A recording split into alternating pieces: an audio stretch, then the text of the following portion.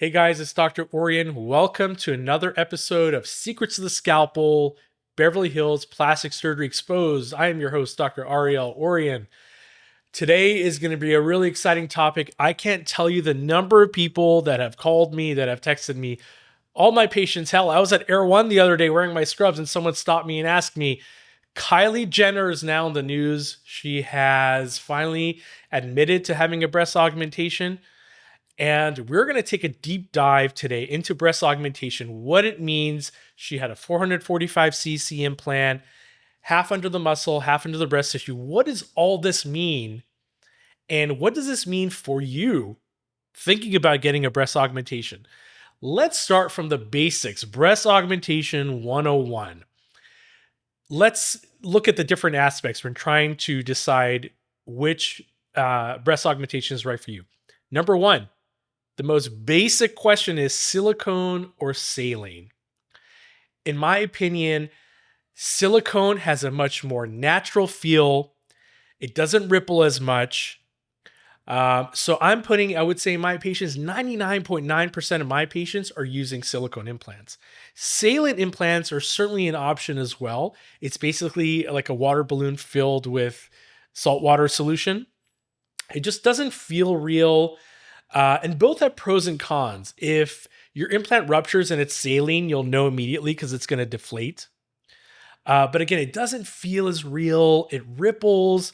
And in my hands and in my patient population, most patients don't want them. So that's the first question. Number one, silicone or saline. Number two is, if you're going to get breast augmentation, where is the incision going to be? There are three types of incisions. Number one is in the breast crease. Number two is around the nipple areola. And then number three is in the armpit. And I can tell you the pros and cons of each and then what I use. I use the incision in the breast crease, also called the inframammary fold.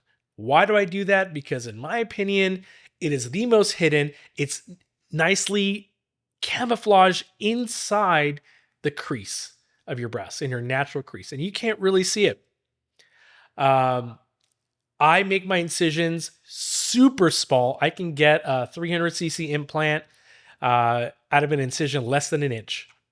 So in my opinion, that is the best incision. It leads to the best exposure. Your surgeon, you want them to feel comfortable putting in the implant, being able to see everything and making sure there's a perfect contour to the breast. So in my opinion, that is the best incision. Now, some people do an incision around the nipple areola. And in my opinion, that is the most visible scar that you can get when you're looking at a breast. The first thing you notice are the nipples. And if you see this little incision around there, it's really a telltale sign of a breast augmentation. In addition to the scar being very visible, incisions around the nipple areola leads to increased risk of something called capsular contracture, which we'll touch on a little bit later in this episode. So capsular contracture is when the implant gets hard and distorted, and there's an increased risk of that when you do a incision around the nipple areola. The third type of incision is in the armpit, also called a transaxillary breast augmentation. This is probably the worst out of all of them, because you are essentially blindly trying to do an augmentation all the way from out here, trying to get all the way here to create the cleavage, and you just can't see as well. The shape doesn't come out well. And lastly, the risk of capsular contracture is also higher when you do that incision. So, okay, we talked about silicone or saline. We talked about the incision type. Next, let's talk about size. Now, Kylie Jenner, 445 cc's. What does that mean? A cc is 1 milliliter, so it's a unit of volume. So 445 cc's means 445 milliliters. What's important to keep in mind, what looks good on Kylie Jenner and what looks good on her breast will not necessarily be what's right for you, because she started out with a certain amount of breast tissue. She started off with a certain anatomy with her ribs, etc. And 445 cc's on her will look different than 445 cc's on a different woman with a different anatomy. So you cannot compare Kylie Jenner to another woman. Everybody is so unique. That's every single woman getting a breast augmentation is unique. And you can't generalize that to yourself. I try to get a feeling of what the patient wants by asking him, hey, what cup size do you want to be? But even cup sizes, you go to Victoria's Secret, a C at Victoria's Secret is very different than a C cup in a different bra. So, but I try to get an idea of what size you want. And when I do my consultations, I actually have sizers here in the office where you can take the sizer, you can put it under your bra and really get the most accurate representation of what your augmentation will look like. So 445 cc's Kylie Jenner may or may not be right for you. What goes hand in hand with size is the projection. This is something that surgeons don't talk about necessarily, is the projection. There's low projection, medium projection, and high projection, and sometimes extra high. And it all depends on your anatomy. It's something called the base width, how wide your chest is and how we can fit an implant in there. You don't want one that's too narrow and you don't want one that's too wide. You want a little bit of side boob, but if your implant is spilling out into the armpit, that's not a good look. So when you come in for a consultation, we do a series of measurements, including that base width, to make sure we choose an implant and the correct profile that's going to fit your body. That's the most important measurement we do, the base width, the width of your breast. Moving on. A very important topic is where the implant should be based or placed. There are essentially two options. And this hasn't really changed since the invention of the breast implants. As a side note, one of the collaborators who invented the breast implant, Dr. Tom Biggs in Houston, Texas, was one of my attending surgeons who taught me how to operate in Houston. He invented the breast implant. It was really an honor to train under Dr. Tom Biggs. May he live a long life and be healthy. Even in his old age, he used to come and teach us. So shout out to Dr. Tom Biggs in Houston, Texas. So moving back to implant placement, this has been a topic that's been discussed for years, since the 1960s. Where's the right place to place the implant? Things started out putting it under the muscle, called subpectoral or submuscular. And the logic in that was, we want a nice teardrop shape. Why not have the pectoralis muscle kind of create that slope and cover the implant? In my opinion, that's not the best option for everyone. You don't want to have your pectoralis major muscle cut. It leads to increased recovery, and it leads to a lot of potential problems.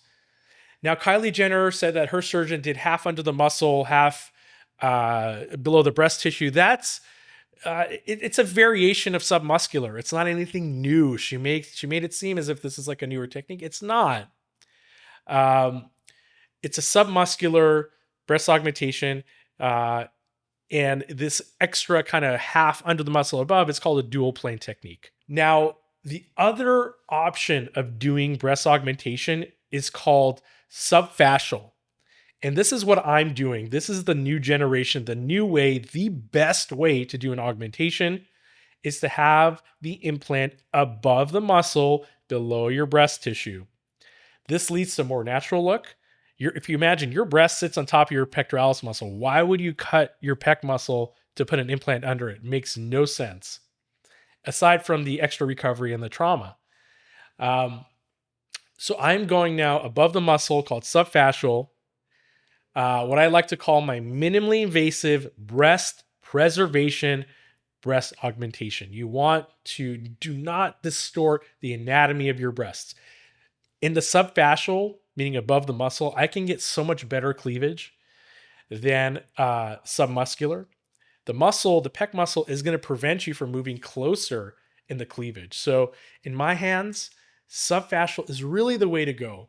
And I can, again, get that implant in through an incision that's only 1 inch, depending on the size. Can't get a 600cc implant through that, but the normal range, which I'm usually doing, is about 300 to 400, and I can get that in through an inch, hitting the breast crease.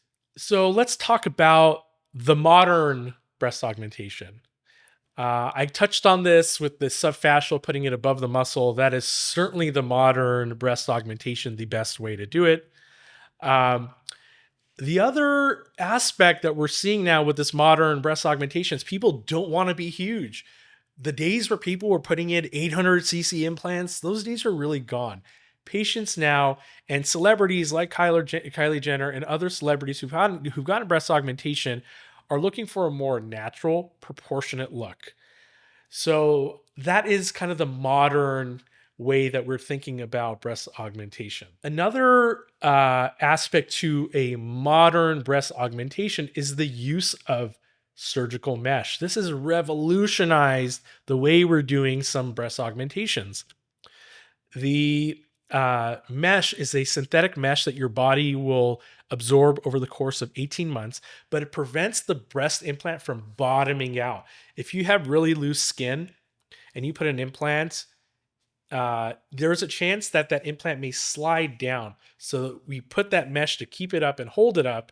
Your body will form that tissue that will strengthen over the course of 18 months and hold that implant high and tight, perky breasts. So that's also one of the aspects of this modern breast augmentation. There's various companies that make this, and depending on what your anatomy shows, we choose the one that's right for you. This is also called an internal bra. Keep the breasts perky, prevent gravity from doing what it likes to do best. So these are some aspects of the modern breast augmentation. So the use of mesh, putting it above the muscle, and having a more natural look with smaller implants. Usually the patients I operate on usually between I would say 250 to 400. That's kind of the range I'm doing them in. Let's talk about now some complications that you can get with breast augmentation. Certainly nothing we do in surgery does not have complications. Thankfully, in my practice, they're rare, but these things do happen. And it's important for you to know that. And it's important for me as your surgeon to tell you those things so you can make an informed decision. Number one, regardless of what the position the implant is in, above or below the muscles, you can get something called capsular contracture. Capsular contracture is when the implant forms a hard, thick capsule. It can distort the breast, and the breast implant just feels hard.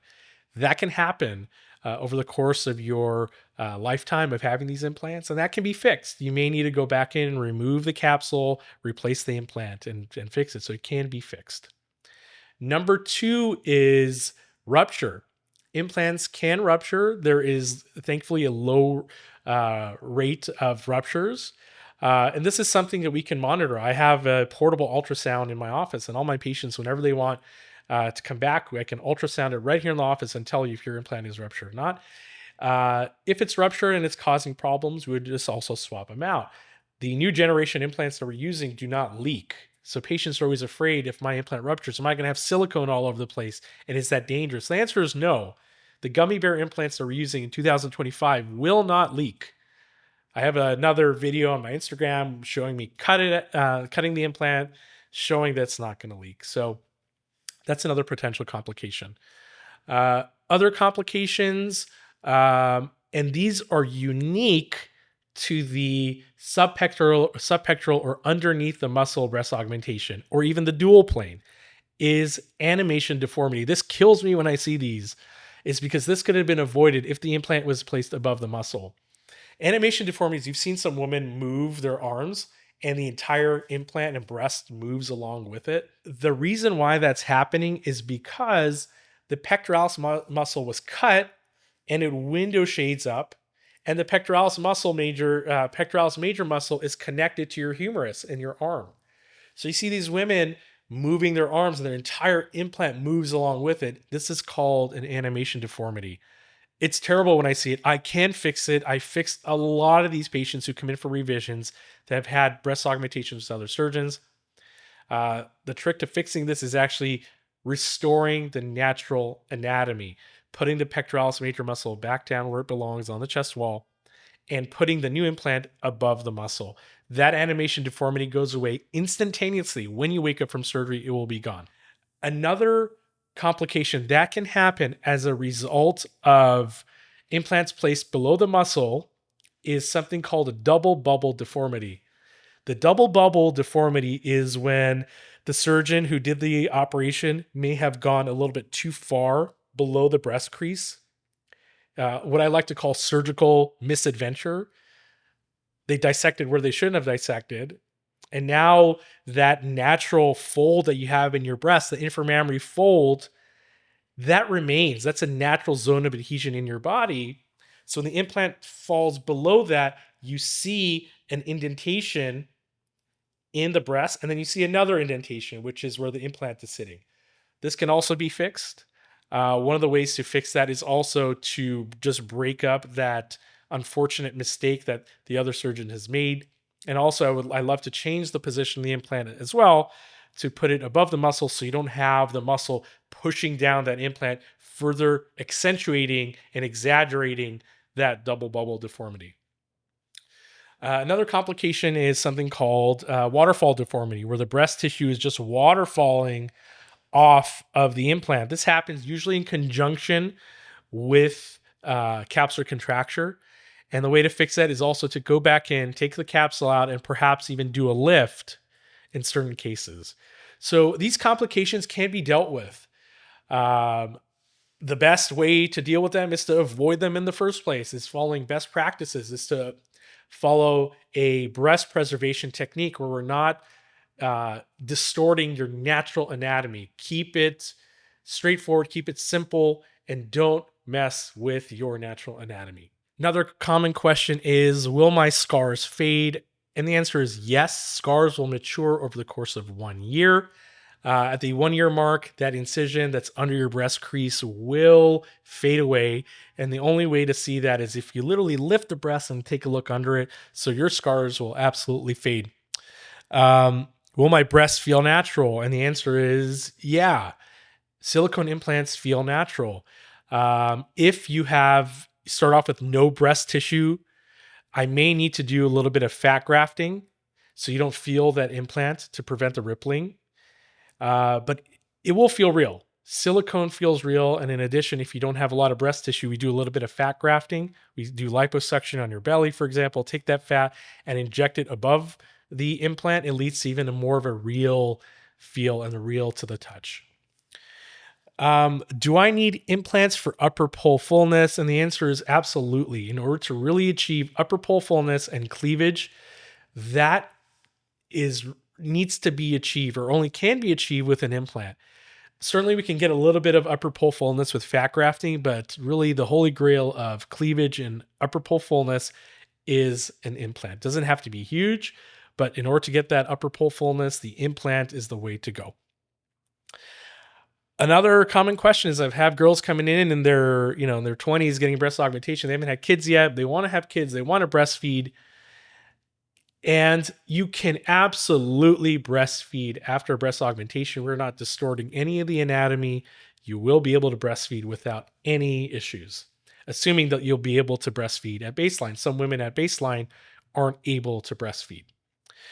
And how long do the results last? Something to keep in mind is this is a device that's not made to last forever. Certainly, if it doesn't cause problems, you leave it alone. If at some point down the road it causes a problem, it would require some sort of revision. Another common question I get is, do I need to change out my implants every 10 years? And the answer is no. If it doesn't cause problems, you leave it alone. There's a lot of misinformation about this. How often do I need to get MRIs? How often do I need to do this or that? And the answer is, again, as long as it doesn't cause problems, you leave it alone. Another common question I get is, do breast implants cause breast cancer? And there were implants that were previously related with a type of cancer called ALCL that was only associated with something called textured implants. No surgeon that I know, and certainly not me, I don't use textured implants anymore. We only use smooth silicone implants, and that has not correlated with any type of cancer. So, do they cause breast cancer? The answer is no. The next question I usually get hand in hand with that is this entity called breast implant illness, or BII. There's a bunch of symptoms that certain patients attribute to their breast implants. There can be brain fog, fatigue, things like that. And there have been a lot of studies on this, and the studies show that it may not necessarily be correlated with breast implants. Other studies show that it is. It's hard to say what the true answer is. Certainly, if you have any of those symptoms, we can always remove the implant. But in my patients, I very rarely see complaints of breast implant illness type of symptoms. So there are a lot of celebrities who publicly have admitted to having breast augmentation, obviously Kylie Jenner, but others. And the trend has become smaller implants that are more proportioned to the body. I rarely put in implants above even 600 cc's or even 500 cc's. Most patients want natural looking breasts, and there's a lot of celebrities who are coming back and having them swapped out for smaller implants. This can be a little bit complicated because once you have it removed and you're putting a smaller implant, you may need a breast lift because all that tissue has been stretched out.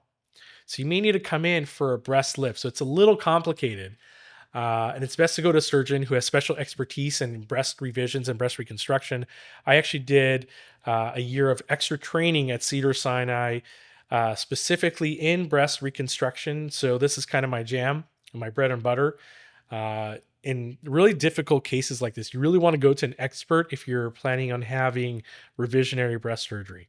You want to go to someone who understands the surgical techniques and what to do once you're in the operating room for the best outcome.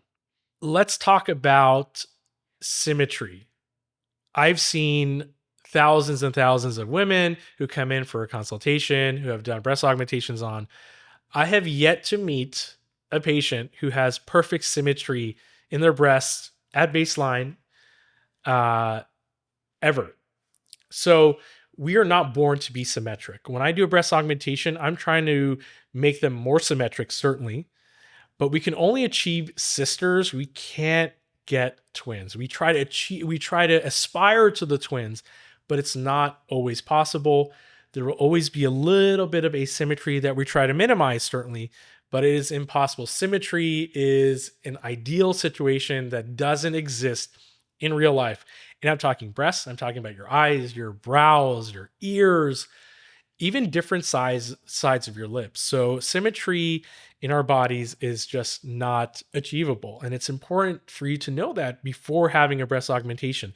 If you have significant asymmetry, again, some of that can be corrected with breast augmentation, but you may have some of that residual asymmetry afterwards. Another question I get from my patients is inverted nipples. Some patients come in with naturally inverted nipples or nipples that are too large and they're hanging. So I do a lot of nipple reconstruction. Nipples that are too long, I can do a nipple reduction so they're not protruding as much. And inverted nipples, the way to fix that is to usually do a little bit of fat grafting or fat transfer. We do liposuction on some other part of your body. You take that fat, purify it, and inject it under the nipple to recreate that natural contour of the nipple without it being sunken in. So nipple reconstruction during breast augmentation is certainly possible. Another complaint I usually get from patients, or sometimes get from patients, is my areolas are too large. So I can also do an areolar reduction at the same time as an augmentation. The size of the areola can be downsized, and this can be also very customizable. The instrument we use in the operating room, funny enough, is called a cookie cutter. So it makes a nice perfect circle, and those come in different sizes. So we can together decide on what's the right size for you, and we can choose together what is a right size areola for you. Usually they range anywhere from 38 millimeters to about 46 millimeters. And we can tailor that to what's right for you. So nipple work, areolar work can certainly be done at the same time as a breast augmentation. So this episode so far has been about a straightforward breast augmentation with breasts that don't need a lift. At the same time, if you have droopy nipples, a breast augmentation may not be enough. So that's a whole different category. We're going to do another episode on just breast augmentation with lifts. But the purpose of this discussion today was for a primary breast augmentation. I also do a lot of breast reconstruction for our cancer patients, our cancer warriors who have beat cancer. And the reconstruction can involve implants. That's really a whole discussion also in and of itself. We are proud to be able to offer that service to our patients. We do accept certain insurance, PPO insurance policies. So I would love to help any woman out there who has breast cancer and needs reconstruction. Would love to see you. I do reconstruction at Cedars-Sinai Medical Center. So to wrap this up, beauty trends come and go. What matters is what fits you and your body, because that's going to be timeless. No patient, no body is the same. There's no cookie cutter, one size fits all when doing a breast augmentation. So keep that in mind. 1 year it's going to be bigger, 1 year it's going to be smaller, the trends, but what you do for you is going to be right for you for your lifetime.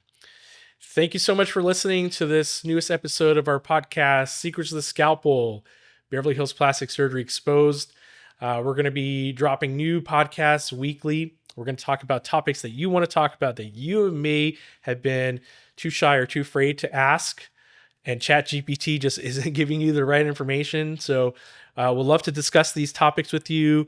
Drop us a DM, comment below.